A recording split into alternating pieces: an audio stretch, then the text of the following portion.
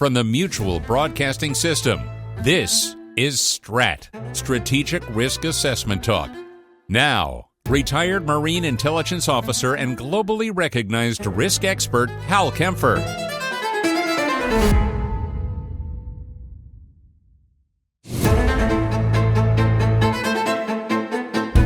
Well, I'm glad to have you back on STRAT. I'm going to be talking about a number of different things. Today I'm going to cover some key issues tied to the global front lines. Of course, the dominant issue and the thing I really have to talk about is the Israel-Iran war. And I don't know any other way to find it. It's a war. I've been asked on the air whether it's a war or not. Is there a formal declaration of war? Ayatollah Khamenei has kind of called it a war. Certainly out of Israel, they're kind of calling it a war. So I'm going to go with every definition that says, yeah, it looks like a war. And they are certainly firing some pretty heavy ordnance at each other. And so that's the term I'm going to use. Now, let me kind of get back on this, because I tell you, a lot of people have kind of forgotten the history. There was a lot of discussion. One of the discussions was that Prime Minister Netanyahu was up for a no confidence vote, which, as far as I know in Israeli politics, was probably correct. And he was afraid of losing his coalition. All right. His far right members were going to walk on him, and his government would have collapsed. And if his government collapsed, then he faces the full brunt of the Israeli justice system, looking at corruption charges. So that certainly is something I don't discount. However, the actual strikes, if you will, that Israel had when Israel did the airstrikes on Iran, coincided with the end of a 60-day deadline. If you go back a little over 2 months, President Trump had said, look, I'm going to give negotiations with Iran about 60 days to work. And at the very end of those 60 days, even though there was another meeting that had been scheduled with the Iranians, with the U.S. negotiators, that's when the strike took place. So that's something that you certainly can't, nobody can discount. The other thing too, Iran seemed rather, entrenched. They wanted to have their own enrichment capability with uranium. They had significant stocks of uranium at 60%. Doesn't take much to move from 60% to 90%. At 90%, you have weapons-grade uranium, and you can create a nuclear weapon. As of today, the latest I've heard is that Iran was within literally days of being able to create potentially 10 nuclear warheads. And certainly, as everyone has seen with the ballistic missile onslaught from Iran onto Israel, some of those ballistic missiles have gotten through. And you can imagine what would happen if just one nuclear warhead was to get through and hit a major urban area in Israel. And it could be, Mossad, by all reports, had infiltrated, penetrated, whatever you want to call Iran to an extremely high degree. They knew where the leadership figures were. They had excellent intelligence on what was happening in Iran. And certainly I'm inclined to think that a lot of the decision-making was intelligence-driven, if you will, by what they were picking up out of Iran. That Iran may have been hitting that point where they said, maybe things would be easier if we actually had a nuclear weapon in the stockpile. That's, I have to say at this point, without anything further to go on, that's just a supposition, a hypothesis, if you will, but it would certainly be a very solid rationale for Israel to do that. Even if Israel just thought they were going to lean that direction and thought they could do something like that, they were so close to the threshold of being able to create a nuclear warhead that Israel really doesn't have a whole lot of leeway to do that. If Israel was in a position where they looked at all the things lining up on the board in terms of what they could hit, the effect on target, could they potentially stop anything from happening, that has a quality all its own, is when the targets array themselves, if you will, on the battlefield, however you want to define that, in such a way that you recognize this is a unique opportunity to thwart your foe. And so that may have had a quality that I can't discount. Now, on the day the deadline ended, Israel launched a series of airstrikes, reportedly about 200 warplanes were involved. And there was also a series of covert actions, if you will, covert strikes within Iran. By one report, Israel had set up some sort of covert drone base, if you will, not far from Tehran. And they launched drones that were used to go in and hit a number of targets, and in some cases, anti-tank missiles were kind of uniquely used, going after ballistic missiles, air defense, command and control nodes. And obviously, some of those clearly were tied to taking out leadership targets, if you will, Revolutionary Guard Corps targets and others within their military complex, and probably some of those, a number of nuclear scientists that were killed in the initial wave of attacks. So it was, I gotta tell you, if you look at how it was all coordinated, it was nothing less than a brilliant military operation in terms of what they accomplished. Reminds me of what they did in Lebanon going after Hezbollah with the pager attacks, the walkie-talkie attacks, and then some extremely well-targeted airstrikes that basically decimated the leadership of Hezbollah and took that very powerful Iranian proxy organization and has literally knocked it back on its heels to where the government of Lebanon is talking about disarming Hezbollah, and it would no longer be a paramilitary force. So that kind of reminds me of what they've done there. Following on that, and of course, Hezbollah was their number one proxy. That was kind of the crown jewel, if you will, in the Al-Quds Force proxy network around the world, and they're gone. All right. In that one night, they eliminated a lot of nuclear enrichment capabilities, air defense, ballistic missile capabilities, took out swaths of top Revolutionary Guard Corps and military leadership, and the strikes have continued, and Israel has recently said that this is going to go on for weeks, not days. And that doesn't surprise me. That makes sense because they have kind of hit a strategic inflection point. Once the war kicks off, once this has happened, there's a new calculus, if you will, that the Iranian regime has to go through. And of course, part of that calculus is, will they try to take what they have and accelerate the attempt to build a nuclear warhead? And that is something that Israel has to look at closely. Now, it's worth recounting how Israel has pursued this larger strategy since the deadly October 7th attacks. It's also important to remember, for Israel, October 7th was huge. Israel's a relatively small country. And for Israel, October 7th was kind of a combination of 9/11 and Pearl Harbor, if you will, in terms of what happened to them. I mean, they were caught, talk about strategic surprise. They were caught off guard. They thought they had good defenses around Gaza, and it was just a wholesale slaughter of Israelis and others in Israel that Hamas unleashed. And for Israel, this has had just an incredibly intense, very visceral quality to it. It's difficult to explain just how strong that is. For those of us who recall 9/11 quite vividly and what happened on that day, we recognize what has psychologically and emotionally occurred, certainly with the Israeli public and with Israel. And if you recall, initially, the whole world, all countries around the world, were very much in sympathy and with Israel on what had happened on that. But as Israel pursued retribution, if you will, eliminating the threat, obviously that simpatico feeling has dissipated in some significant corners around the world. Now, we also need to remember that shortly after Hamas did that attack, that Hezbollah weighed in and started firing missiles into Israel. And there was this missile thing with missiles coming out of Gaza, missiles coming down from Lebanon, both Hamas and Hezbollah, and the concern being that Hezbollah was going to launch this massive missile onslaught, this onslaught, if you will, hitting Israeli cities, and there was going to immediately be this massive two-front war. The Hezbollah thing always seemed to be kind of holding back a little bit, and I think they realized that they may have been a little overstretched in terms of what they tried to do, and so they never actually did that.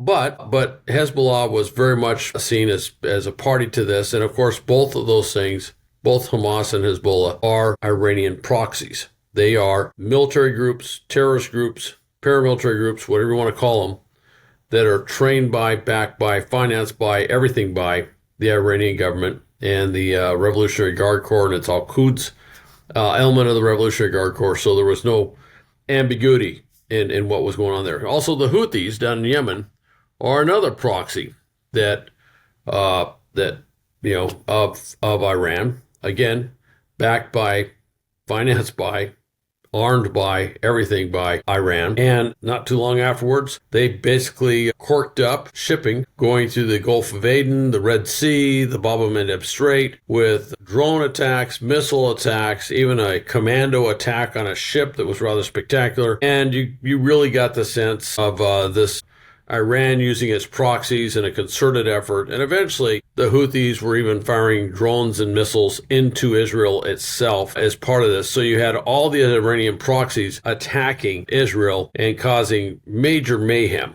if you will, in global supply chains and shipping and just causing massive disruption. And of course, for Egypt, where the Suez Canal is one of the major, not just one of the major arteries, but it's also a major source of revenue for the government of Egypt, it dropped like 50%, then more. In terms of what was going through the Suez Canal, because shipping wasn't going through the Suez Canal, because it couldn't go through the Bab el-Mandeb Strait, it couldn't go through the Red Sea, couldn't go through the Gulf of Aden, and ships were having to divert all around the Horn of Africa. It has been a mess. It has put enormous economic, political strain on Egypt. It has caused tremendous economic strain on Europe. The reaction of the United States has been to put naval task forces in there to attack the Houthis, and that's been an ongoing effort with major attacks going there. The British, don't forget, also were attacking the Houthis, and Israel has been doing airstrikes attacking the Houthis, and more recently, they did a naval attack on the biggest port that the Houthis have, actually hearkening back almost to another age. But they launched they did a big attack from the sea. I think that was to make a huge statement. We've also seen what's happened in Gaza. Gaza has essentially been destroyed, if you will, and going after Hamas. And Hamas has shown a callous disregard, certainly for the well-being of the Palestinian residents in Gaza. Of course, Israel's taken tremendous criticism for the way it has prosecuted going after Hamas in there, but I would also reference that Hamas is still holding Israeli hostages, and whereas there have been some releases of Israeli hostages, Hamas has been rather intransigent in trying to find a workable end state, if you will, in terms of getting hostages out and everything else. In Lebanon, Israel went into southern Lebanon. They reduced a lot of Hezbollah targets. They kind of came to an agreement, if you will, with Hezbollah, basically resecuring a zone that had been previously agreed upon, although Hezbollah apparently was trying to infiltrate that. Now, this was an area that theoretically was being overseen. There were peacekeeping forces by the United Nations and by the government of Lebanon that were in that area. And as Israel went in there, they found weapons caches and everything else that Hezbollah, and they already knew Hezbollah had been operating fairly freely in this area, but it kind of removed the facade that there was some sort of peacekeeping presence in southern Lebanon that was actually doing anything other than letting Hezbollah run amok. Don't forget, the Assad government has fallen in Syria. Of course, that creates another dynamic where the primary leader of the HTS faction, which is now the government of Syria, that removed Assad, is a former al-Qaeda operative, no less, although the U.S., he met with President Trump, and the U.S. is basically normalizing relations with Syria, and that's one of the great experiments, if you see, in diplomacy, if you will, kind of on, in some ways, some have said it's like Nixon going to China, if you will. It's certainly very unusual. And so, anyway, since June 14th, there's been a lot of back and forth. The nature of the strikes, the Israel's had their taking out nuclear facilities, taking out leadership positions, taking out all sorts of military stuff. Israel has now achieved air superiority. I think they're going to move to what's air supremacy, which is they have, and some would say over the skies of Tehran, they already have that, which is they pretty much have unrestricted air capability, if you will. They can just fly all over Iran and hit whatever they want. And that's a good reason why you're seeing this take weeks. Iran is a really, really big country. There are a lot of targets, if you will, that Israel is going to have to deal with. It's not something where they can go in there and just hit it with a strike and then run away and say, we're done. They've got to hit a lot of things, and they have got to have effect on target, eliminating those facilities from being threats. It also has a huge psychological impact. The Khomeini government this autocratic theocracy is deeply unpopular with the Iranian people. And I think 80%, maybe 90% of the population does not support them. Of course, under attack, the natural reaction of any national group is to rally around the flag, if you will, to a certain degree. But Israel has been working on this for quite some time. They've had this plan for quite some time. They've obviously got connections with the opposition. I'm just going to assume that would seem to be a pretty safe bet. And so certainly they are working to try and remove this government, and they very well could end up removing this government. I think that is not an impossibility. Some would say I'm being a little optimistic that this government would end, certainly from a U.S. and certainly from the perspective of a Marine who saw what happened in 1983 in Beirut. You know, the first person I knew that was killed in a terrorist attack was in the Beirut airport bombing in 1983. Someone I was in officer candidate school with way back when. And so obviously I've got let's just say a lot of payback that aims in the direction of Iran going back a very, very long way. Now, will the Iranian population overthrow the regime? That is a big question. Netanyahu has indicated that he may, he kind of left it wide open. They said, is he going to assassinate Khamenei? Assassinate, target, whatever you want to say. I think that's a very distinct possibility that could happen. So I'm going to put that out there, that could happen, and that may be the end state on this thing. But the bottom line is this. Israel is a small country. It's about the size of New Jersey, and they cannot afford to have one nuclear detonation in their territory. They've only got a few big cities, or larger cities, I should say. One Hiroshima-type detonation in Tel Aviv would have catastrophic effects on the nation state of Israel. So there is kind of an absolutist doctrine that they have to pursue, which they just can't let anybody have that. The other thing, too, is if you look historically, Syria tried to develop a nuclear weapon. Iraq tried to develop a nuclear weapon. Libya tried to develop a nuclear weapon. A number of enemies of Israel over the years have all tried to develop nuclear weapons. Also, do not forget the game the United Nations, the U.S., others were playing with North Korea for years, where they're trying to incentivize them not to develop a nuclear weapon. And it didn't work because North Korea went ahead and developed a nuclear weapon and now may have as many as 50 nuclear warheads in their inventory, completely changing the strategic math in East Asia. South Korea is sitting there under the, quote, U.S. nuclear umbrella, wondering just how strong that nuclear umbrella is, wondering if the U.S. would be willing to respond to a North Korean nuclear attack with nuclear weapons, and in doing so potentially put at risk U.S. cities in the Pacific and the West Coast. That has got to be a big question. Japan's asking that same question now too. So that's something that kind of weighs in the background on all of this. All right. So that's on that. Now, finally, California National Guard federalization. I've kind of addressed this a little bit before, but it's worth recounting. President Trump mobilized 4,000 California National Guard troops under Title 10 federal authority. He also has deployed 700 Marines into Los Angeles, and they are right now providing security to federal buildings and to federal law enforcement personnel engaged in raids on illegal immigration throughout Southern California. Most of them are really, as far as I can tell, are just guarding buildings. They are a very well-equipped, very well-trained security force. Let's just put it that way.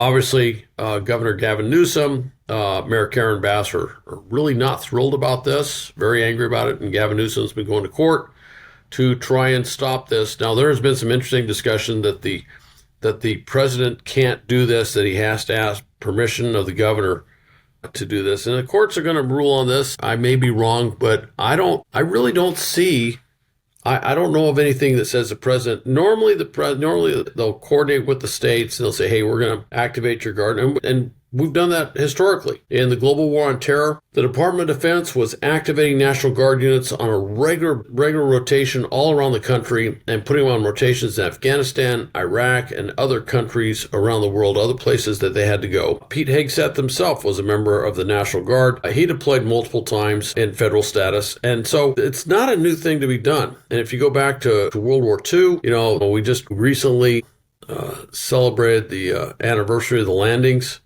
at Normandy. And if you look at Normandy, a lot of those, a number of the divisions were National Guard divisions, essentially. Those, by 1944, we had federalized, activated all these National Guard things. We trained the heck out of them.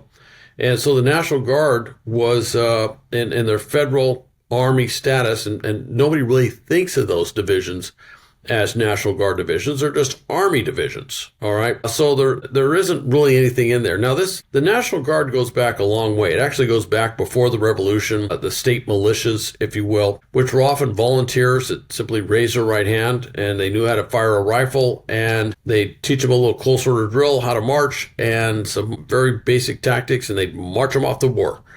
And that was where that whole thing came from. And it kind of stayed that way for a long period of time. Now, really up through the Spanish-American War. And if you remember Teddy Roosevelt's Rough Riders, my great-grandfather was a member of the, I think it was the Iowa State Volunteers or Iowa State Militia. And they were activated, part of the Army, and went in to the Philippines as part of the Spanish-American War. So there's a long history of that. But after the Spanish-American War, we really started professionalizing the military across the board. And we also professionalized the training, readiness, equipping of the National Guard units. And so they were put into regular formations. They were built into the larger national defense structure of the United States. This definitely was the case going into World War II, and after World War II and the Cold War, there was a very defined structure. And they were federal military assets, although when not in their federal status, the states could use them. The governors could use them for a variety of things like disaster relief, emergency use, all sorts of different things. All right. But I don't recall anything that said that the president has to get the permission of the governor to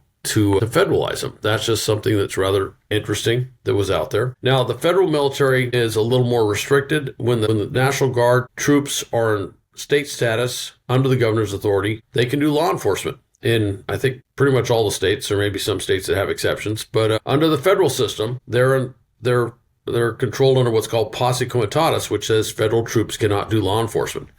This was something that was during the Reconstruction period after the Civil War. Federal troops were doing law enforcement because in the former Confederate states, law enforcement was not doing law enforcement. Law enforcement was basically supporting this racist, neo-Confederate sort of thing, trying to impose what eventually became the Jim Crow laws, but doing all sorts of horrific things.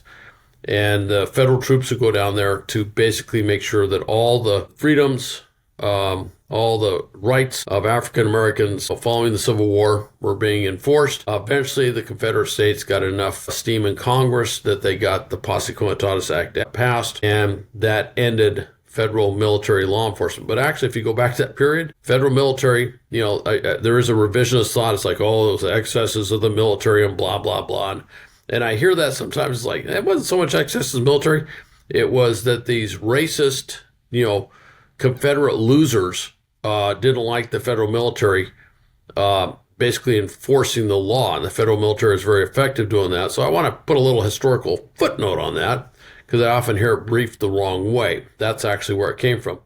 Now, if the president was to declare the Insurrection Act, basically saying that there's an insurrection, that the state local authorities have lost control, then posse comitatus could be put aside, and federal troops could do law enforcement in that area because there is no other way to maintain law and order and to protect the citizenry than to have the military do that. President Trump has not declared the Insurrection Act, and federal troops have been used for security missions going back long into history. That was used for security missions, securing the mails back in the 1920s, but federal troops have been used for security all the time, so that's not a really radical mission. So, now, I saw a memo that was put out by the Cal Guard, the California Guard, and it says State Guard, and I think what they're talking about is what used to be called the State Military Reserve.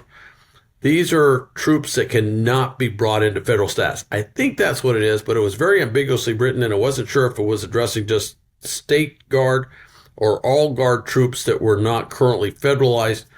I don't know, but it basically was saying that the troops just stand down. Don't go to the armories, don't go to the bases. They don't have a lot of bases, but there are some National Guard bases in California. And it said, just don't go to them.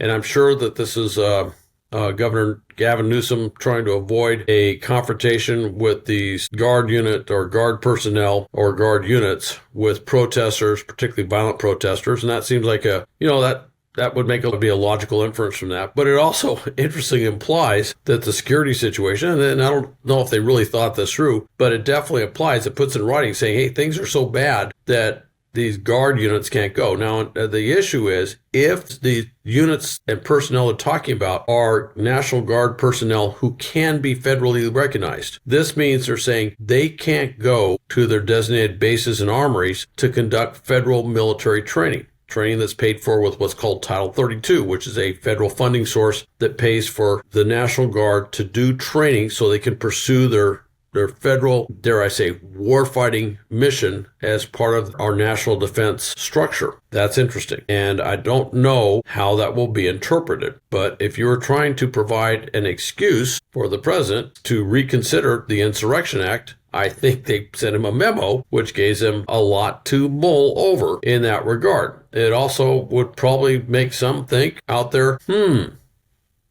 what is the status of the California National Guard? Is the governor going to hold them back? Now, I want to point out something. The president federalizing the Guard has been used in ways that have irritated governors before. Specifically, when the courts said that the University of Alabama in this early 60s had to integrate and that African American students could go onto the campus and take classes, and federal marshals were sent to escort them onto the campus. Governor George Wallace called out the National Guard under state status and lined them up in front of the school to block the federal marshals and those students from going on campus. And my recollection was President Kennedy federalized the Guard and said, okay, you're now a federal asset. And the commander of the Guard turned to the governor and said, sir, I no longer work for you.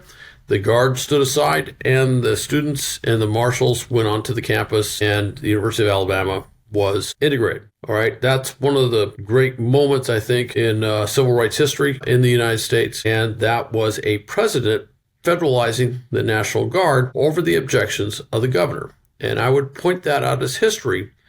You know, one would say, well, that was a different situation. Different situation, same authority. Same thing. Yeah. And whereas a lot of people don't like it, what's happening now, I would say yes, but trust me, George Wallace and a lot of those, segregationists in Alabama didn't like it either, but that's how the system works.